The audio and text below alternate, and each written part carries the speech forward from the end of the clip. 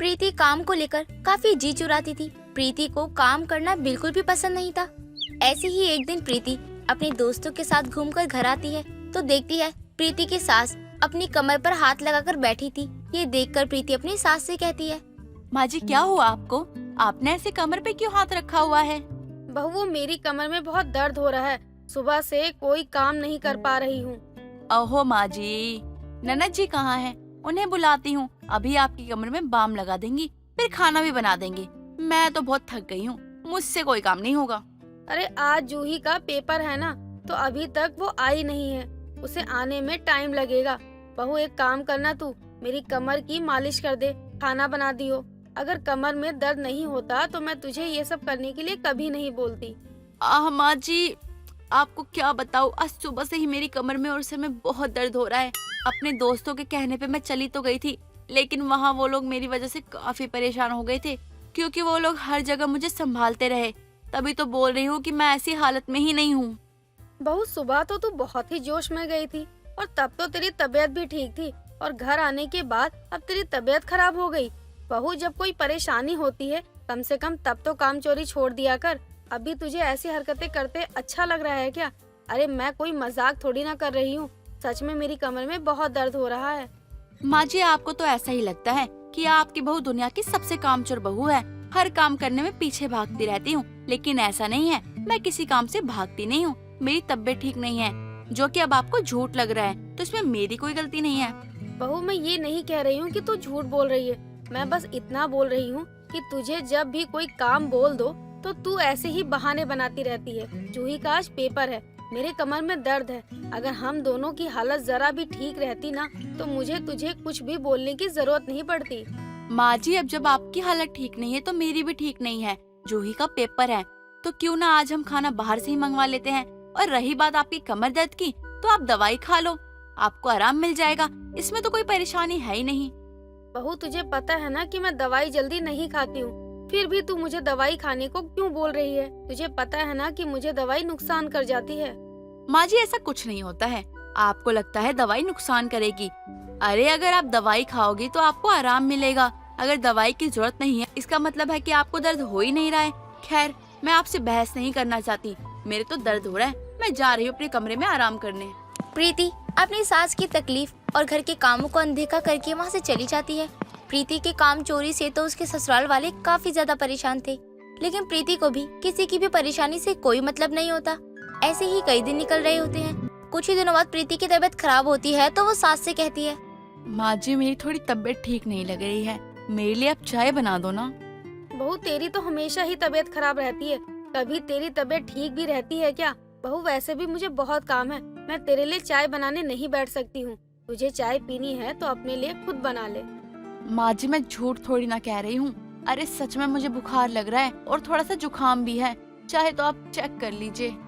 अच्छा चल ठीक है, चेक वेक करने की जरूरत नहीं है। अगर तेरी तबीयत ठीक नहीं है तो मैं तेरे लिए चाय बना देती हूँ, लेकिन बहू बिस्तर पर पड़े रहते रहते ही तेरी तबीयत और ज्यादा खराब रहने लगी है, क्योंकि पड़े पड़े शरीर में जंग लग जाता है। प्रीति के काम चोरी की वजह से सब उसकी बातों पर तो यकीन करते ही नहीं थे, लेकिन प्रीति नाटक भी ऐसा ही करती थी कि हर किसी को यकीन हो जाता था कि प्रीति घर के किसी भी काम को हाथ नहीं लगाती थी। अगर कोई काम करने के लिए बोल देता था तो सबसे पहले उठकर वहाँ से चली जाती थी। ऐसे ही दिन निकल रहे थे, लेकिन प्रीति की आदत नहीं बदल रही थी। ऐसे ही एक दिन प्रीति की ननद जूही, जो कि पोंछा लगाते हुए गिर जाती है, तभी वहाँ प्रीति आती है और अपनी ननद को उठाते हुए कहती है, अरे ननद जी थोड़ा संभाल कर, जब पोछा लगा ही रही हो तो देख कर लगाओ ना। ये क्या आप घर में ही फिसल रही हो? वाटर पार्क जाना है तो चले जाना, लेकिन बाद में। अभी आप ना घर का काम ढंग से करो, हाथ पैर मत तुड़वा लेना। अगर तुम्हारे हाथ पैर टूटेंगे तो घर का काम कौन करेगा? कैसी भाभी हो आप? अरे यहाँ आपकी ननद गिर गई है, उसे चोट आ गई है, उसका हाल चाल तो पूछा नहीं गया आपसे। ऊपर से आप बोल रही हो कि तुम्हें चोट लग गई क्या? तो घर के काम कौन करेगा? अरे घर की बहू आप हो तो आपको काम करना चाहिए ना। आप तो मुझ पर ही हुक्म चला रही हो। ऐसा है तो खुद ही कर लेना काम, मुझे मत बोलना कोई काम। आप जानो आपका घर है। अरे जूही तुम तो गुस्सा हो गई। मैं कहाँ कह रही हूँ कि ये घर तुम्हारा नहीं है, ये घर तो तुम्हारा ही है और तुम्हारा ही होगा हमेशा। देखो मैं बस इतना कह रही हूँ कि तुम देख कर काम किया करो। अगर कल को चोट लग गई तो परेशानी हो जाएगी, तुम्हें भी और हमें भी। मैं क्या अब तुम्हारे भले के लिए भी नहीं बोल सकती?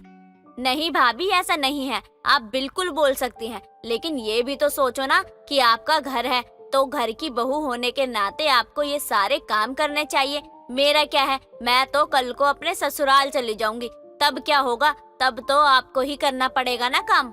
वैसे तो जूही सही कह रही है, जूही की भी तो शादी की उम्र हो गई है, अब शादी के बाद क्या ही मुझे ही सारा काम करना पड़ेगा। जूही की बातें सुनकर प्रीति तो सोच में पड़ जाती है और अब जूही की शादी के लिए आए सारे रिश्तों को मना करती रहती है। कई दिन निकल जाते हैं। कुछ दिनों बाद पड़ोसन विमला जूही के लिए एक बहुत अच्छा रिश्ता लेकर आती है और अनीता से कहती है, अरे अनीता, बहुत अच्छा रिश्ता लेकर आई हूँ। लड़का परिवार सब कुछ बहुत अच्छा है। मैं तो कहती हूँ इससे अच्छा लड़का कहीं नहीं मिलेगा तुझे। देर मत कर, छठ मंगनी पट ब्याह कर दे। और अगर तू हाँ कहती है ना तो मैं अभी बात चलाती हूँ, क्योंकि ऐसे रिश्ते ना जल्दी नहीं मिलते हैं। अब तू बता क्या करना है। वैसे तू सही कह रही है, जूही की शादी करने का समय तो आ ही गया है, और जब रिश्ता सामने से चल कर आ रहा है तो मना ही क्यों करना। तू एक काम कर, शादी की बात आगे बढ़ा दे। नहीं माँ जी, क्यों करनी है जूही की शादी? अरे ये उम्र क्या ही है जो जूही की शादी करोगे? ये रिश्ते तो आते जाते रहेंगे। अभी तो जूही छोटी है, उसकी पढ़ाई की उम्र है। बहू, तुझसे ज्यादा तो हम जूही के भले के बारे में सोचते हैं, तो तू बीच में मत बोल।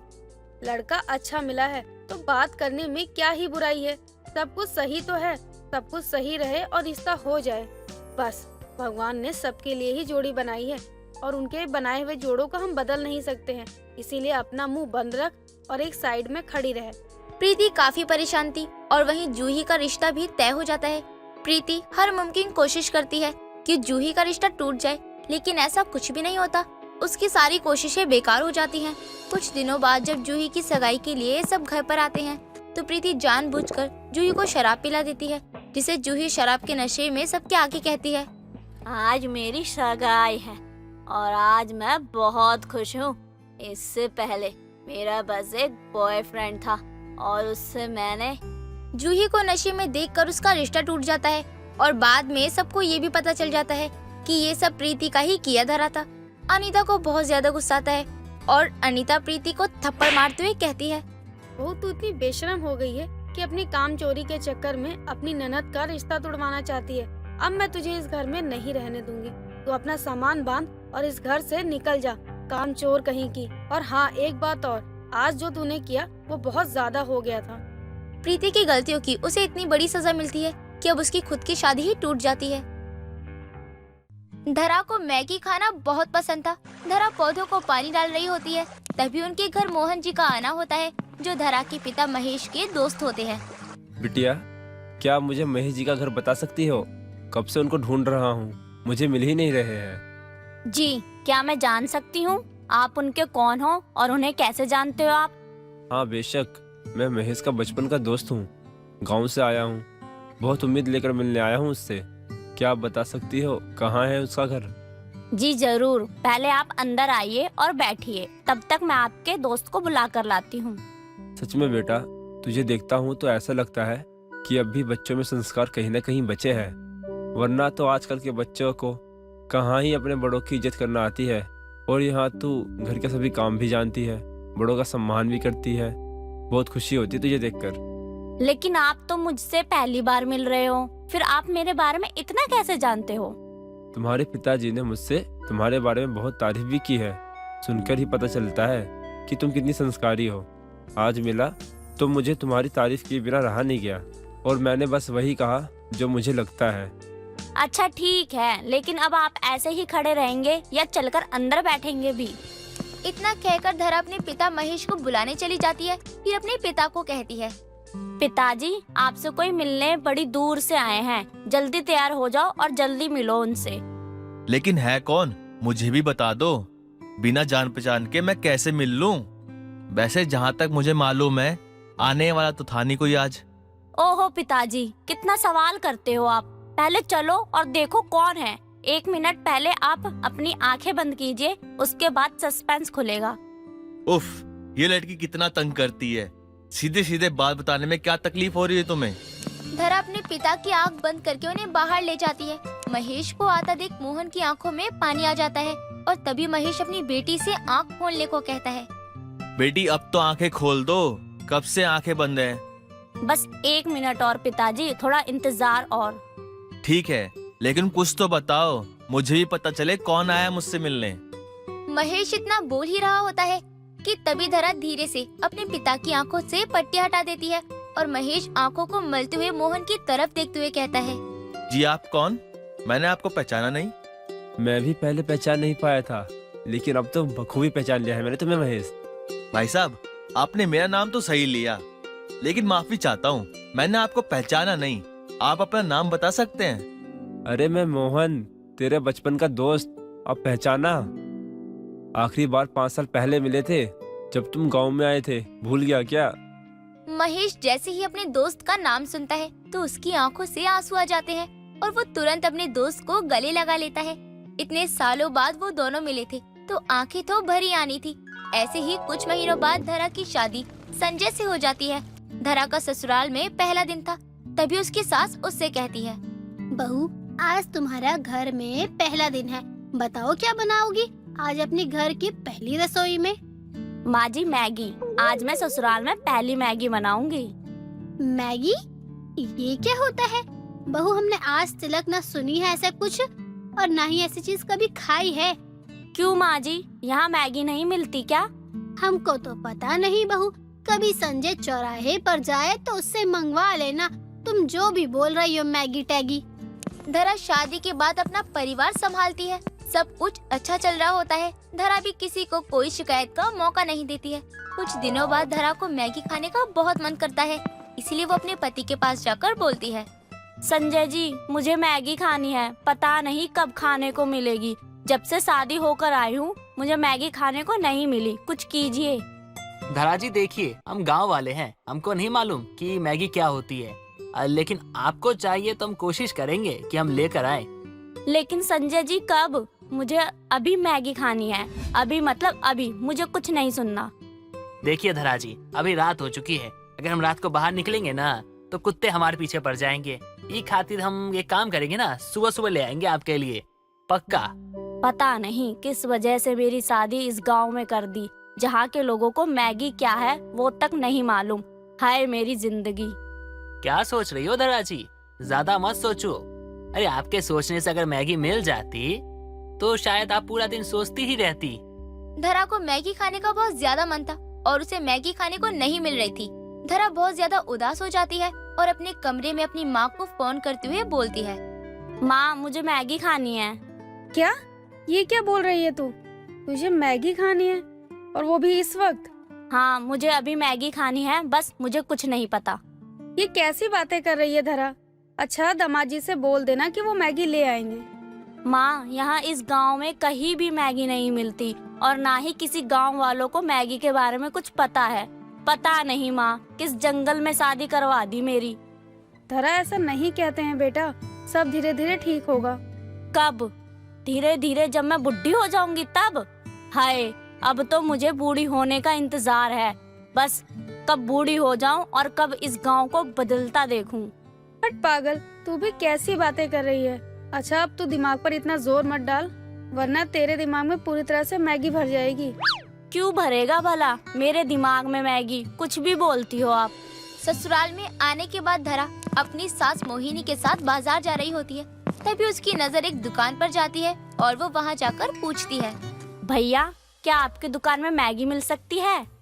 मैगी? वो क्या होता है? आज तक तो नहीं सुना हमने कि मैगी कुछ होता है। माँ जी चलिए, आपके इस गांव में पता नहीं क्यों कुछ नहीं मिलता, हमारे उधर सब कुछ घर के पास ही मिल जाता है। बहू ये तुम्हारा शहर नहीं बल्कि एक छोटा सा गांव है। यहाँ के लोग गुजर बसर के लिए खेती बाड़ी करते हैं। मानती हूँ माँ जी, यहाँ के लोग बहुत भोले हैं, लेकिन कुछ चीजें तो यहाँ भी होनी चाहिए ताकि लोगों को हर चीज का पता हो। नहीं बहू, ये नहीं हो सकता। हमारे गांव में किसी के पीछे रहने की कोई फिक्र ही नहीं है। रहने दो इन सबको पीछे, चलो हम भी घर की तरफ चलते हैं। धरा मोहिनी की बात सुनकर हैरान थी और एक दिन अपने पति और ससुर जी से बात करती है। बाबूजी मुझे कुछ कहना है। हाँ बिटिया, कहो क्या कहना है। संजय जी आपकी भी राय चाहिए, क्योंकि इस काम को करने के लिए 2 इंसान का होना बहुत जरूरी है। हाँ बताइए ना धरा जी, क्या कहना है आपको? हम तो आपके साथ ही है। अरे पहले सुन तो ले गधे, फिर साथ देने का सोचना। ये ना हो करने का सोच कर ही तो अपनी बात बदल दे। अरे नहीं नहीं बाबूजी, अरे हम इतना कमजोर थोड़ी हैं कि काम का नाम सुनते भाग जाएं। अरे नहीं नहीं। अरे धरा जी, आप काहे चुप हैं? बताइए ना, क्या काम है? हाँ, मैं ये बोलना चाहती हूँ कि यहाँ की किरानों की दुकान में बहुत कम चीजें रखते हैं। हाँ तो धरा जी बताइए ना, क्या कहना चाहती हो? अरे हमें भी जानना है, आपकी योजना क्या है? मेरी योजना बहुत बड़ी है। अगर आप और बाबूजी तैयार हो जाए तो ये योजना हमारी चल पड़ेगी। ठीक है बहू, जो तुम्हें करना है करो, मेरी तरफ से हाँ है। ऐसे ही कई दिन गुजर जाते हैं। धरा अपने पति के साथ मिलकर एक शॉप खोलती है और वहाँ हर वो चीज रखती है जो शहर में मिलती थी। ऐसे ही एक दिन धरा संजय को कहती है, संजय जी, हमने सब कुछ कर लिया पर अभी तक आपने मुझे मेरी मनपसंद मैगी नहीं खिलाई। धरा जी, आप हमको बताइए कि मैगी जो होती है ना, ये होती क्या है? अरे जिसके पीछे आप इतना पागल हो गई हो, अरे कभी हमको भी दिखाइए। आप कभी उनसे मेरी भेंट करवाइए तो मैं भी मिलवा दूंगी कैसी होती है मैगी। अच्छा, एक काम करते हैं, इस बार जब शहर जाएंगे ना तो आप भी हमारे साथ चलिएगा। अरे वहाँ से हम आपको मैगी दिला देंगे। धरा अब काफी परेशान हो गई थी क्योंकि कितना भी कुछ भी हो जाए लेकिन धरा को मैगी खाने को नहीं मिलती है। इसलिए अब वो खुद ही आटे की मैगी बनाती है और सबको खिलाते हुए बोलती है, ये देखो, ये है मैगी। वैसे तो ये होती है मैदे की, लेकिन इतने दिन हो गए और मैंने कब से मैगी खाई ही नहीं। मैंने सबके लिए आटे की मैगी बना दी। आय हाय, अरे का खिला दिया यार, कितना स्वादिष्ट है जी। अरे सच में हमको तो मजा आ गया खाकर। अब समझ में आया आखिर धरा जी, आप मैगी काहे करती हो। अरे आटे वाली मैगी इतनी अच्छी होती है तो मैदे वाली कितनी अच्छी होती होगी। धरा की बनाई हुई मैगी सबको बहुत ज्यादा अच्छी लगती है, जिसके बाद हर कोई उसकी तारीफ भी करता है। और फिर धरा को जब भी मैगी खाने का मन होता है तो वो ऐसे ही आटे की मैगी बनाकर खा लिया करती थी। शादी के दूसरे ही दिन पूनम की सास नेहा अपनी नई नवेली दुल्हन से कहती है, बहू, आज तेरी पहली रसोई है, कुछ ऐसा बना कि खाने वाले को मजा ही आ जाए। ठीक है माँ जी, मैं कुछ अच्छा सा बनाती हूँ, लेकिन मेरी पहली रसोई में तो कुछ मीठा ही बनेगा ना, तो मैं खीर बना देती हूँ। बहू, मीठा तो बनेगा ही, लेकिन मीठे से ही थोड़े ना सारा घर पेट भरेगा, कुछ और भी तो बनाना पड़ेगा ना। हे भगवान, कहाँ फंस गई मैं। अब मैं माँ जी को क्या कहूँ कि मुझे तो गांव का देसी खाना बनाना आता है और यहाँ सबके रहन सहन से नहीं लगता कि वो मेरे हाथों का बना हुआ खाना खाने वाले हैं। क्या सोच रही है खड़ी खड़ी? जाकर जल्दी से खाना बना ले बहू, मुझे सुबह जल्दी खाने की आदत है। पूनम काफी ज्यादा परेशान थी। तभी उसका पति ललित आता है। अरे क्या हुआ, तुम इतनी परेशान क्यों लग रही हो? कोई बात है क्या? अगर है तो मुझे बताओ। अच्छा हुआ जो आप आ गए, मुझे खाने में कुछ समझ नहीं आ रहा कि मैं क्या बनाऊं, और माँ जी ने कहा है कि कुछ अच्छा बनाना है। बस इतनी सी बात के लिए तुम इतना सोच रही हो? अरे तुम एक काम करो, पनीर की सब्जी बनाओ और साथ में नान बना लो और पुलाव भी बना लो, माँ को पसंद आ ही जाएगा। लेकिन मुझे तो वैसे तुम अपने हाथ का कुछ भी बनाओगी तो अच्छा ही होगा, इसमें तो कोई शक नहीं है। और वैसे भी मैं तो इसलिए खुश हूँ ना कि मुझे तुम्हारे हाथों का खाना मिलेगा खाने को। वैसे पता है, माँ के हाथों का खा कर मैं तो उब चुका हूँ, इसीलिए तुम्हारे हाथों की नान, उसके साथ में पनीर की सब्जी और साथ में पुलाव, आय हाय मेरा तो दिन बन जाएगा, मजा आएगा खाने में। ललित पूनम से कह ही रहा होता है कि तभी ललित की माँ नेहा ललित को आवाज लगाती है और ललित किचन से बाहर आ जाता है। वो पूनम की बात सुनता तक नहीं। अब इन्हें कैसे बताऊं कि मुझे नान तो बनाने ही नहीं आते हैं और पुलाव भी मुझसे अच्छे से नहीं बन पाती, लेकिन करना तो होगा ही ना। माँ भी कहती थी कि गलतियों से ही इंसान सीखता है। इतना कहने के बाद ही पूनम खाना बनाने लगती है और कुछ समय बाद नेहा की हॉल से आवाज आती है, अरे ओ बहू, खाना बन गया हो तो लगा दे, सभी खाने का इंतजार कर रहे हैं। बीरबल की खिचड़ी बना रही है क्या जो इतनी देर लगा रही है? आज तेरी पहली रसोई है, इसका मतलब ये नहीं आज के दिन 56 भोग बना के रख देगी। अरे भाई, हम सबको बहुत जोरों से भूख लग रही है। पूनम जल्दी से रसोई से खाना लेकर आती है। खाने की खुशबू से ललित कहता है, हाँ, खुशबू तो बहुत अच्छी आ रही है, लगता है सालों बाद कुछ अच्छा खाने को नसीब होगा। हाँ क्यों नहीं, आज बीवी क्या आ गई, माँ के हाथों का तो खाना ही भूल गया तू, और बीवी के हाथों का खाना खाए बिना ही गुणगान गा रहा है। पूनम अपने पति और सास के लिए खाना लगा ही रही होती है, तभी नेहा की पड़ोसन विमला का आना होता है। क्या बात है नेहा, तेरे तो भाग खुल गए।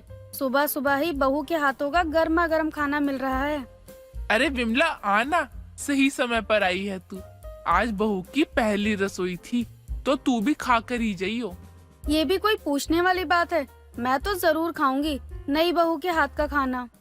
अब पूनम खाना लगाकर अपने कमरे में चली जाती है और इधर विमला को नेहा नान देने के लिए जैसे ही नान उठाती है तो वो देखती है कि सारी जली जली रोटियां डब्बे में रखी हैं और पनीर की सब्जी में पनीर नाम के ही नजर आ रहे हैं। और पुलाव को देखकर नेहा मन में कहती है, ये क्या सत्यानाश किया है इस औरत ने, पहले ही दिन इस विमला के सामने बेइज्जती करवाएगी। अरे नेहा लगा भी खाना, खाने की खुशबू तो बहुत जबरदस्त आ रही है। अरे माँ, कोई मदद चाहिए क्या आपको, या फिर जल्दी दोगी? अरे भूख लगी है माँ, जल्दी दे दो। हाँ हाँ देती हूँ, सब्र कर। अब नेहा तो समझ चुकी थी कि पूनम को खाना बनाना नहीं आता, लेकिन वो विमला के सामने क्या ही बोलती, और वो विमला और ललित को खाना निकाल कर दे देती है। लगता है खाना तेरी बहू की खूबसूरती से जल गया है, या ये ऐसा ही बनाती है। अरे माँ, ये क्या है, आप विमला आंटी को जली हुई रोटी दे रही हो? दूसरी रोटी दे दो। अरे बेटा, जली हुई नजर नहीं आ रही है क्या? ये रोटी जली हुई है। अब इतनी जली हुई रोटी खाएं कैसे, ये नहीं समझ में आ रहा है। माँ, आप पुलाव ही दे दो। ये नान है या जली हुई रोटी, कुछ समझ नहीं आ रहा। हाँ नेहा, मैं वही खा लूंगी। अब जब खाने बैठी ही हूँ तो बिना खाए कैसे उठूं? अन्न का अपमान होता है। अब पुलाव में भी पूनम हद से ज्यादा नमक और नींबू डाल देती है कि वो खाने लायक बिल्कुल भी नहीं रहता। अब जैसे तैसे ललित और विमला उस खाने को खा ही रहे होते हैं, तभी विमला नेहा से कहती है, अरे नेहा, तू भी खाने के लिए बैठना, या खड़ी होकर मेरा मुंह ही देखती रहेगी? अपनी बहू की पहली रसोई का खाना नहीं खाएगी क्या? नहीं नहीं, अभी भूख नहीं है, सुबह चाय बिस्कुट ज्यादा हो गई थी। अब विमला तो नेहा की बहू के हाथों का खाना खाने के बाद पूरे मोहल्ले में गा आती है कि नेहा की गांव से आई बहू को खाना बनाना नहीं आता। अब नेहा इधर अपनी बहू को खूब सुनाती है, बहू, अपनी पहले ही रसोई में तूने ऐसा खाना बनाया है कि कुत्ते के सामने रख कर आई हूँ, उसने सूंघा तक नहीं, और तू उम्मीद कर रही थी कि ऐसा खाना हम लोग खाएं। अरे माँ, थोड़ा घबरा गई है, जाने दो ना, नई नई आई है। तो शादी ही क्यों की? जब उसका सारा डर निकल जाता तो इसके घर वाले इसकी शादी करते। पूरे मोहल्ले वालों के सामने इसने मेरी नाक कटवा दी। अगर इसे खाना नहीं बनाना आता तो ये बोल भी सकती थी ना। माँ, कैसी बातें कर रही हो आप? कौन सी पूरे मोहल्ले के सामने नाक कटी है आपकी? अरे बस विमला आंटी तो खा कर गई है। विमला उन 100 मोहल्ले वालों के बराबर है जिससे पूरे मोहल्ले को नेटवर्क मिलता है। कहाँ क्या हुआ है सब खबर रहती है उसे, बस विमला को नेटवर्क मिलना चाहिए। अब नेहा को तो भूख लगी थी तो वो अपनी बहू से रोटी बनाने को कहती है और पूनम किचन में जाकर खुद की गलतियों पर अफसोस कर रही होती है। मुझे क्या पता था कि नान मैदे का बना होता है। मैंने तो आटे की मोटी रोटी ज्यादा सेक दी और वो जल गई। लेकिन अब माँ जी को मैं बाजरे की रोटी खिलाती हूँ जिससे उनका मुंह ठीक हो जाएगा। अब पूनम बाजरे की रोटी के साथ पनीर की सब्जी लेकर आती है। बहू, अब ये तू क्या बना लाई? ये गेहूं की नॉर्मल रोटी तो बिल्कुल भी नहीं लग रही। अरे माँ जी, ये मैंने स्पेशल आपके लिए बनाया है। बाजरे की रोटी खाकर बताओ कैसी लगी माँ जी आपको देसी बहू की ये रोटियाँ। राम राम, कहाँ से देसी बहू उठा लाई? इसके देसी रोटी खाने से तो अच्छा मैं विलायती चावल खा लूं। ले जा तू इसे यहाँ से। माँ, वो इतने प्यार से बना के लाई है तो खा लो ना, अभी चावल बनने में तो समय लगेगा। नहीं नहीं बहू, तू चावल को हाथ भी मत लगाइयो। या तो मैं बना लूंगी या ऑर्डर करवा लूंगी, लेकिन मुझे इस गवार के हाथों का ये देसी रोटी नहीं खाना। पहले ही दिन के ड्रामे से नेहा तो तंग हो चुकी थी और वो पूनम के हाथों से बने देसी रोटी खाना ही नहीं चाहती थी। एक रोज 2 महिलाएं नेहा के घर आती हैं, वो भी सर्वे करने। तभी वो देखती है कि सास यानी नेहा टेबल पर बैठी हुई बिरयानी खा रही है, तो वो पास ही नीचे बैठी हुई पूनम हाथों में मक्के की रोटी को तेल से नमक लगाकर खा रही है। ये देख उनमें से एक औरत दूसरी औरत से कहती है, अरे ये देखो कैसे नेहा अपनी ही बहू पर अत्याचार कर रही है।